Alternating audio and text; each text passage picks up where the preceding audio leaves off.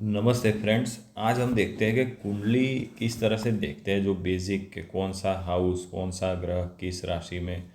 तो ये जो अभी आप देख रहे हो ये है 5 नंबर लिखा हुआ है यहाँ पे। तो इसका मतलब है ये सिंह लग्न की कुंडली है, क्योंकि 5 नंबर की राशि सिंह राशि। अभी कुंडली में जो हाउसेस होते हैं वो फिक्स होते हैं, जैसे कि इसको हम पहला स्थान बोलते हैं, इसको हाउस बोलते हैं, स्थान बोलते हैं, घर भी बोलते हैं। तो ये पहला हाउस है, ये दूसरा है, ये तीसरा, ये फिक्स रहता है।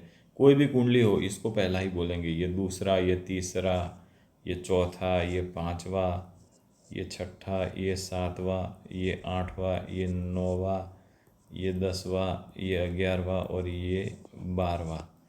तो ये फिक्स ही है। अभी समझ लीजिए यहाँ 5 लिखा है तो ये सिंह लग्न। यहाँ पे 5 की जगह अगर 12 लिखा हुआ है,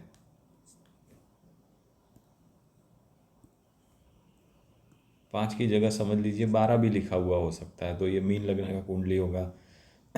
तो लेकिन वो केस में ये जो है ये ये तो सेम ही रहेगा, इसको हम पहला स्थान ही बोलेंगे। फिर भले यहाँ 12 मतलब मीन, यहाँ 10 लिखा हुआ, नंबर सिर्फ राशि दर्शाते हैं, हाउसेस फिक्स रहते हैं। तो इस तरह से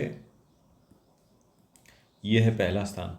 फिर हाउसेस का सिग्निफिकेंस, मतलब हाउस क्या दर्शाता है वो भी फिक्स रहता है। जैसे कि पहले स्थान से इंसान का हम देखते हैं उसका शरीर, उसका व्यक्तित्व, उसको हम तनुभाव भी बोलते हैं मेन। तो ये पहला हाउस से हम ये देखते हैं मेजरली। वैसे देखने में तो 10-15 और भी चीज़ें देख सकते हैं, लेकिन पहला मुख्यत्वे शरीर है इंसान का और व्यक्तित्व। दूसरा उसका होता है धन और कुटुंब, मतलब पैसा और परिवार। फिर तीसरे से हम देखते हैं साहस और सिबलिंग्स, करेज कितना करेगा और उसके सिबलिंग्स कौन से रहेंगे। चौथे से हम देखते हैं उसकी माता और ज़मीन देखते हैं, फिर व्हीकल्स देखते हैं। फिर प्राइमरी एजुकेशन भी 4th हाउस से देखते हैं।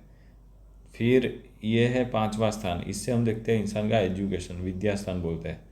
फिक्स ही है कोई भी कुंडली में, यहाँ नंबर चाहे जो लिखा हो, यहाँ पे 9, 10, 12, 4 जो भी लिखा हो, ये हाउस 5वां ही कहलाएगा, है ना। फिर ये है छठवां। तो छठवें से हम देखते हैं कि रोग, ऋण और शत्रु। फिर 7वें से देखते हैं पति पत्नी, लड़के के लिए पत्नी, लड़की के लिए पति और पार्टनरशिप देखते हैं। फिर 8वां स्थान देखते हैं हम ट्रांसफॉर्मेशन का, मृत्यु का, आयु का स्थान भी देखते हैं, मृत्यु का, एक्सीडेंटल चीज़ें लाइफ में जो होती है वो 8वें स्थान से देखते हैं, ट्रांसफॉर्मेशन। 9वां स्थान हम देखते हैं भाग्य स्थान, इंसान का लक और फादर।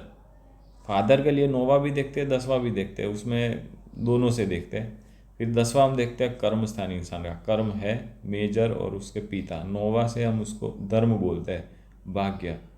फिर 11वां हम देखते हैं लाभ स्थान और 12वां हम देखते हैं व्यय स्थान और मोक्ष स्थान। तो इस तरह से जो भी हाउस है उसका वो क्या दर्शाएगा वो भी फिक्स हो गया। और ये जो नंबर देख रहे हो, नंबर वो सिर्फ राशियाँ ही है।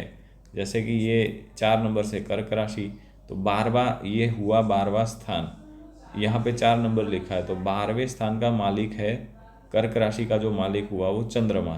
तो फिर उस हिसाब से चंद्रमा समझ लीजिए यहाँ पे प्लेस्ड है, किसी के मून यहाँ पे प्लेस्ड है,